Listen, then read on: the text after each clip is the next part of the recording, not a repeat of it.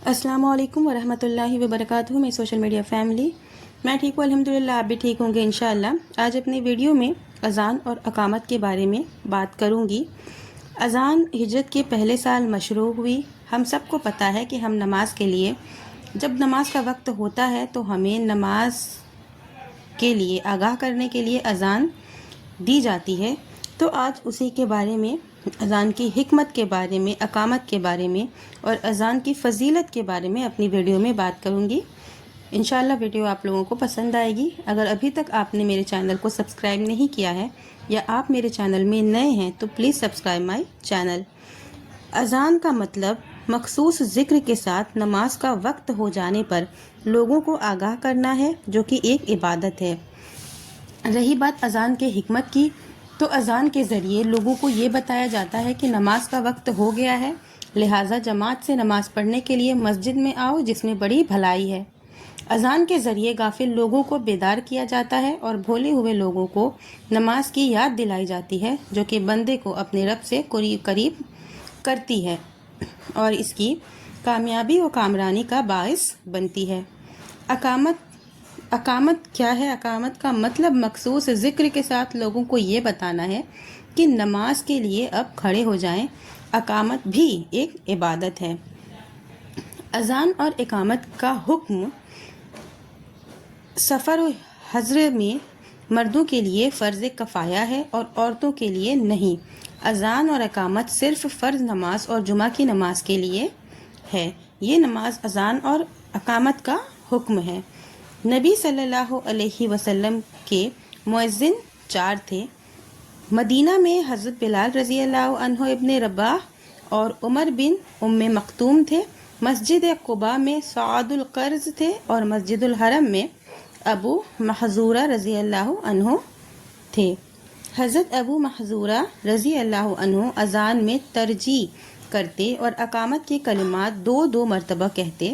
حضرت بلال رضی اللہ عنہ اذان میں ترجیح نہیں کرتے تھے اور اقامت کے کلمات 1 مرتبہ کہتے تھے۔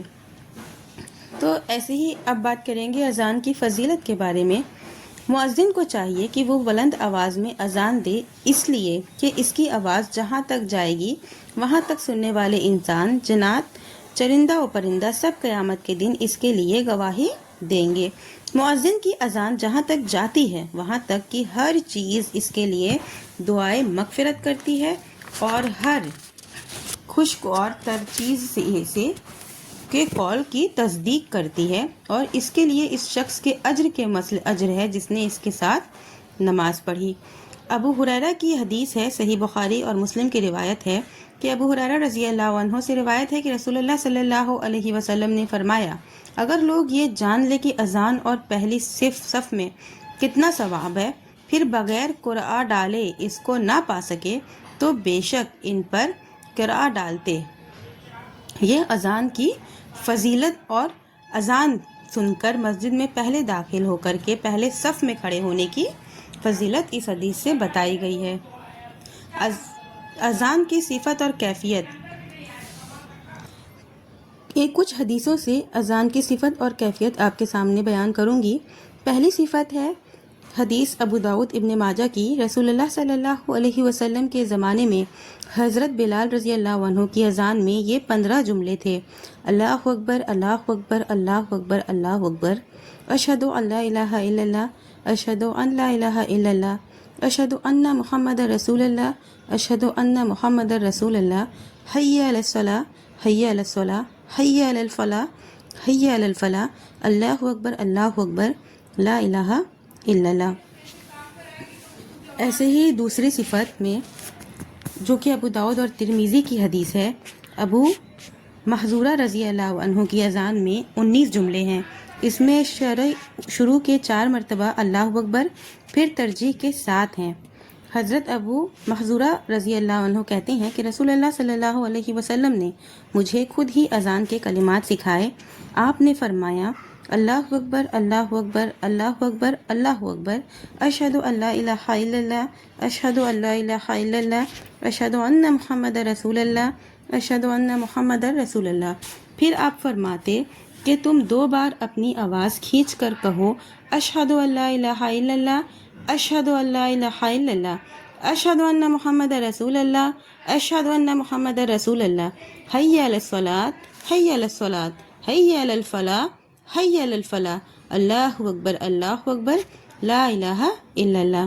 तीसरी सिफत जो है उसमें मुस्लिम की हदीस है, अबू महजूरा रज़ी अल्लाह अन्हो की अज़ान की तरफ जिसका ज़िक्र ऊपर आपको बता चुकी हूँ, इसमें अल्लाह अकबर शुरू में ही 2 मरतबा है, लिहाजा इसमें अज़ान के 17 जुमले हुए हैं। और चौथी सिफत जो है ये अबू दाऊद की हदीस है, अज़ान के सारे कलमात 2-2 मरतबा हैं और आखिर में कलमा तौहीद 1 मरतबा है, लिहाजा इसमें अज़ान के 13 जुमले हुए। हज़रत अब्दुल्ला बिन उमर रज़ी अल्लाह अन्हु कहते हैं कि रसूलुल्लाह सल्लल्लाहु अलैहि वसल्लम ने फरमाया, रसूलुल्लाह सल्लल्लाहु अलैहि वसल्लम के ज़माने में अज़ान के कलिमात 2-2 मरतबा और अकामत के कलिमात 1-1 मरतबा कहे जाते थे, सिवाय कद कामत सलात के। सुन्नत यह है कि इन तमाम तरीक़ों से अज़ान दी जाए, कभी इस तरीके से कभी उस तरीके से, एक जगह या दूसरी जगह वो, ताकि तमाम सुन्नतों पर अमल हो सके और तमाम सुन्नतों को ज़िंदा किया जा सके, अगर फितने का अंदेशा ना हो। फज्र की अज़ान में हय्या अलल फलाह के बाद अस्सलातु खैरुम मिनन नौम, अस्सलातु खैरुम मिनन नौम कहे, ये अज़ान की मज़कूरा तमाम सिफ़ात हैं। तो ये थी अज़ान और अकामत को लेके चंद बातें जो कि मैंने आपके सामने पेश की हूँ। इंशाअल्लाह कल भी अज़ान के ऊपर ही आपको वीडियो मिलेगी, अज़ान का जवाब देने की फजीलत और जो शख्स इस अज़ान सुने वो क्या कहे, इन चीज़ों पर बात करूँगी। आज नहीं कर रही हूँ क्योंकि वीडियो बहुत लंबी हो जाएगी और वीडियो ज़्यादा लंबी नहीं करना है। अगर आपको वीडियो में कोई भी सवाल हो या आपको कुछ भी पूछना हो तो आप मुझे कमेंट में पूछ सकते हैं। आखिर में मैं अल्लाह ताला से दुआ करती हूँ कि अल्लाह ताला हम तमाम मोमिन मुसलमानों को ज़्यादा से ज़्यादा नेक अमल करने की तौफीक दे, हमें नबी करीम सल्लल्लाहु अलैहि वसल्लम की सुन्नत पर चलने की तौफीक दे, आमीन। मिलते हैं नेक्स्ट वीडियो में। व आखिर दवाना अनिल हम्दुलिल्लाहि रब्बिल आलमीन व अलैकुम सलाम व रहमतुल्लाहि व बरकातुहू।